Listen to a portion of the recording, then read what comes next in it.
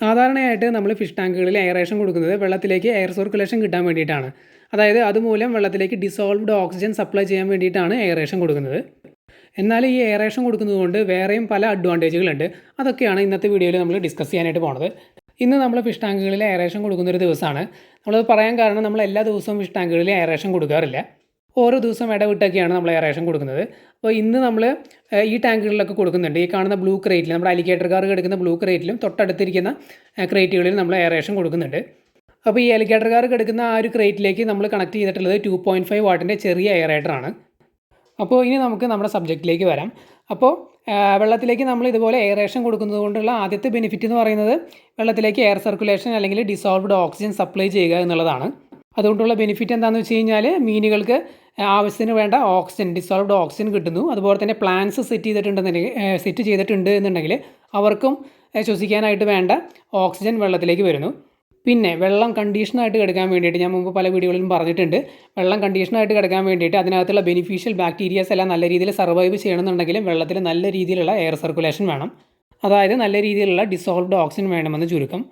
ഈ പറഞ്ഞതൊക്കെയാണ് മെയിനായിട്ട് നമ്മൾ വെള്ളത്തിൽ എയറേഷൻ കൊടുക്കുന്നതുകൊണ്ടുള്ള ബെനിഫിറ്റുകൾ.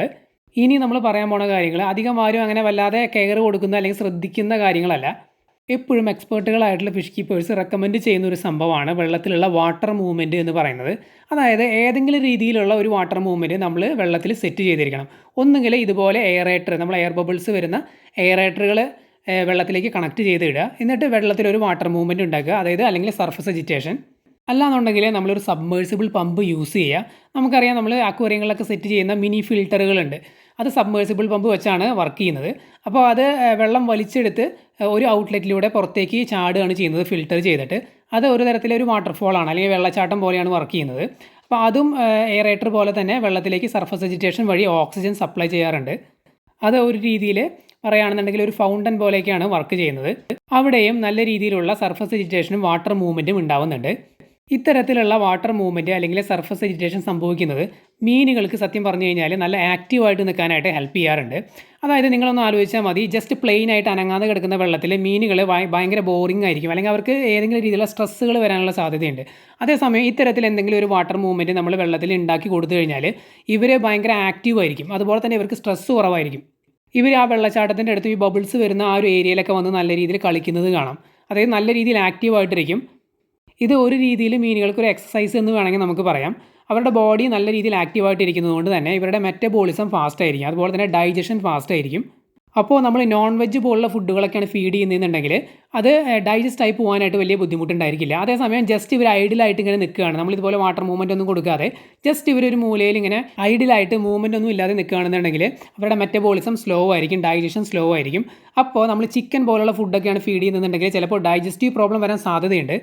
ഡൈജസ്റ്റീവ് പ്രോബ്ലം വരുന്നല്ല, അത്തരത്തിലുള്ള സാഹചര്യങ്ങൾ നമുക്ക് ഒഴിവാക്കാനായിട്ട് പറ്റും മീൻ കുറച്ച് ആക്റ്റീവായിട്ട് നിൽക്കുകയാണെന്നുണ്ടെങ്കിൽ. കാരണം മീൻ ആക്റ്റീവായിട്ട് നിൽക്കുന്ന സമയത്ത് നേരത്തെ പറഞ്ഞതുപോലെ ഡൈജഷനും മെറ്റബോളിസും ഒക്കെ ഫാസ്റ്റ് ആവാൻ സാധ്യതയുണ്ട്. കാരണം അവർ നല്ല രീതിയിൽ ആക്റ്റീവായിട്ട് നിൽക്കുമ്പോൾ ബോഡിക്ക് കൂടുതൽ എനർജി വേണം. അപ്പോൾ എന്താണ് ചെയ്യുന്നതെന്ന് വെച്ച് കഴിഞ്ഞാൽ ശരീരം മെറ്റബോളിസം ഫാസ്റ്റ് ആക്കും, ഡൈജഷൻ ഫാസ്റ്റ് ആക്കും. അപ്പോൾ ഡൈജസ്റ്റീവ് പ്രോബ്ലം ഒന്നും ഇല്ലാതെ പ്രോപ്പറായിട്ട് തന്നെ ഫുഡ് ഡൈജസ്റ്റ് ആവും. വേറൊരു തരത്തിൽ പറയുകയാണെന്നുണ്ടെങ്കിൽ ഇത്തരം വാട്ടർ മൂവ്മെൻറ്റ്സ് മീനുകൾക്ക് കൊടുക്കുന്നത് ഒരു എക്സസൈസാണ്. നമുക്കെല്ലാവർക്കും അറിയാം, എക്സസൈസൊക്കെ നമ്മൾ നോർമലായിട്ട് ചെയ്യുകയാണെന്നുണ്ടെങ്കിൽ ശരീരത്തിൽ ബ്ലഡ് സർക്കുലേഷൻ നല്ല രീതിയിൽ നടക്കും, ന്യൂട്രിയൻസ് എല്ലാം എല്ലാ ഭാഗത്തേക്കും പ്രോപ്പറായിട്ട് എത്തി നമ്മുടെ ബോഡി ഹെൽത്തി ആയിട്ടിരിക്കും. അത് തന്നെയാണ് ഇവിടെ മീനുകൾക്ക് സംഭവിക്കുന്നത്. ഇനി നമുക്ക് വേറൊരു പോയിന്റ് ഡിസ്കസ് ചെയ്യാം. അതെന്താണെന്ന് വെച്ച് കഴിഞ്ഞാൽ നമ്മൾ ഇതുപോലെ തന്നെ വെള്ളത്തിൽ സർഫസ് വെജിറ്റേഷൻ അല്ലെങ്കിൽ വാട്ടർ മൂവ്മെൻറ്റ് ക്രിയേറ്റ് ചെയ്യുന്നത് കൊണ്ട് മീനുകളെ നമ്മൾ കമ്മ്യൂണിറ്റി ആയിട്ടൊക്കെ ഇടുന്ന സിറ്റുവേഷൻസിൽ ടാങ്കുകളിൽ അവർ തമ്മിലുള്ള എഗ്രഷൻ കുറയ്ക്കാനായിട്ട് ഇത് ഹെൽപ്പ് ചെയ്യാറുണ്ട്. കാരണം എന്തുകൊണ്ടാണെന്ന് വെച്ച് കഴിഞ്ഞാൽ ഇത്തരത്തിൽ വെള്ളം കിടന്ന് ഇളകി മറിയുമ്പോൾ, അതായത് ഇതുപോലെ എയർ ബബിൾസ് വരുന്ന സമയത്ത് വെള്ളത്തിൽ നല്ല സർക്കുലേഷൻ ഉണ്ടായിരിക്കും. അതുപോലെ തന്നെ ഫൗണ്ടൻ ആണെന്നുണ്ടെങ്കിൽ വെള്ളച്ചാട്ടം പോലെ ഇങ്ങനെ വെള്ളം കുത്തി വീഴുന്നുണ്ടായിരിക്കും. ഇത്തരത്തിലുള്ള സംഭവങ്ങൾ ഫിഷ് ടാങ്കുകളിൽ നടക്കുന്നത് മീനുകൾക്ക് ഒരു ഡിസ്ട്രാക്ഷനാണ്. അതായത് അവരുടെ ശ്രദ്ധ തിരിച്ചുവിടുന്ന ചില സംഭവങ്ങളാണ്. അപ്പോൾ നമ്മൾ കമ്മ്യൂണിറ്റിയൊക്കെ ആയിട്ട് മൾട്ടിപ്പിൾ മീനുകളൊക്കെ ഒരു ഫിഷ് ടാങ്കിലിട്ട് വളർത്തുമ്പോൾ അവർ തമ്മിലുള്ള അഗ്രഷൻ അല്ലെങ്കിൽ കടിപിടി കൂടുന്നത് കുറയ്ക്കാനായിട്ട് ഇത്തരത്തിലുള്ള വാട്ടർ മൂവ്മെൻറ്റുകൾ ഹെൽപ്പ് ചെയ്യാറുണ്ട്. ഇത് ജസ്റ്റ് വിഷ്വൽ ആയിട്ടുള്ള ഡിസ്ട്രാക്ഷൻ മാത്രമല്ല മീനുകൾക്ക് ഉണ്ടാക്കുന്നത്, സൗണ്ട് വൈബ്രേഷനും വെള്ളത്തിൽ വരാറുണ്ട്.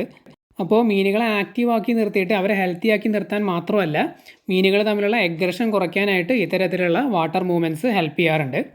ഇപ്പോൾ നമ്മൾ പറഞ്ഞ കാര്യങ്ങൾ അധികം ആരും ശ്രദ്ധിക്കാതെ പോകുന്ന പോയിൻറ്റ്സ് ആണ്. ബാക്കി കാര്യങ്ങൾ ഞാൻ തുടക്കത്തിൽ പറഞ്ഞു, എയറേഷൻ കൊടുക്കുന്നതിനുള്ള ബെനിഫിറ്റ് എന്തൊക്കെയാണെന്നുള്ളത്. അതായത് വെള്ളം കണ്ടീഷനായിട്ട് കിടക്കാനും വെള്ളത്തിലേക്ക് പ്രോപ്പറായിട്ടുള്ള ഓക്സിജൻ വരാനും അതുപോലെ തന്നെ വെള്ളം കണ്ടീഷനായിട്ട് കിടക്കാനായിട്ട് അതായത് ബെനിഫിഷ്യൽ ബാക്ടീരിയാസ് ഒക്കെ നല്ല രീതിയിൽ മൾട്ടിപ്ലൈ ചെയ്യാനും അവർ സർവൈവ് ചെയ്യാനും വേണ്ടിയിട്ട് വെള്ളത്തിൽ ഡിസോൾവ്ഡ് ഓക്സിജൻ മസ്റ്റാണ്.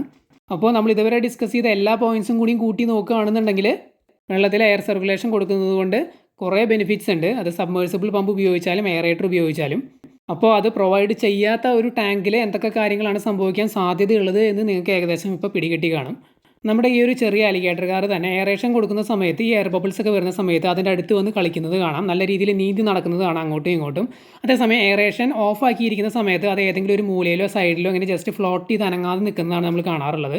അപ്പോൾ ഇതിൽ നിന്ന് തന്നെ നമുക്ക് വളരെ കൃത്യമായിട്ട് മനസ്സിലാക്കാം വെള്ളത്തിൽ ഉണ്ടാകുന്ന ആ ഒരു എജിറ്റേഷൻ ഇവരെ ആക്റ്റീവ് ആക്കുന്നുണ്ട് എന്നുള്ളത്. അലിഗേറ്റർ കാർ എന്ന് പറയുന്നത് എയറേഷൻ മസ്റ്റ് അല്ലാത്തൊരു മീനാണ്. കാരണം അവർക്ക് ഡയറക്റ്റ് അന്തരീക്ഷത്തിൽ നിന്ന് ശ്വസിക്കാനുള്ള കഴിവുണ്ട്. അത് വിചാരിച്ച് നമ്മൾ എയറേഷൻ കൊടുക്കാതിരിക്കേണ്ട കാര്യമില്ല. നേരത്തെ പറഞ്ഞ ബെനിഫിറ്റ്സ് എല്ലാം കിട്ടുന്നതിന് വേണ്ടിയിട്ട് നമ്മൾ എയറേഷൻ കൊടുക്കുന്നത് തന്നെയാണ് നല്ലത്. അതുപോലെ തന്നെ ടാങ്കിൻ്റെ സൈസ് അനുസരിച്ച് മാത്രം നമ്മൾ എയറേറ്ററും സബ്മേഴ്സിബിൾ പമ്പുകളൊക്കെ യൂസ് ചെയ്യുക. അത് ഓവർ എജിറ്റേഷൻ വന്നു കഴിഞ്ഞാൽ മീനുകൾക്ക് സ്ട്രെസ് വരും. ഈ ഒരു ടാങ്കിൽ നമ്മൾ യൂസ് ചെയ്തിട്ടുള്ളത് 2.5 വാട്ടിൻ്റെ എയറേറ്ററാണ്. ഇത് നോർമൽ എജിറ്റേഷനാണ് വെള്ളത്തിൽ ഉണ്ടാക്കുന്നത്. അപ്പോൾ ടാങ്കിൻ്റെ സൈസിനനുസരിച്ച് മാത്രം സർക്കുലേഷൻ ക്രിയേറ്റ് ചെയ്യുക. നിങ്ങൾക്ക് എന്തെങ്കിലും ഡൗട്ട് ഉണ്ടെങ്കിൽ കമൻറ്റ് ചെയ്ത് ചോദിക്കാവുന്നതാണ്. നമ്മൾ തീർച്ചയായിട്ടും റിപ്ലൈ തരുന്നതായിരിക്കും.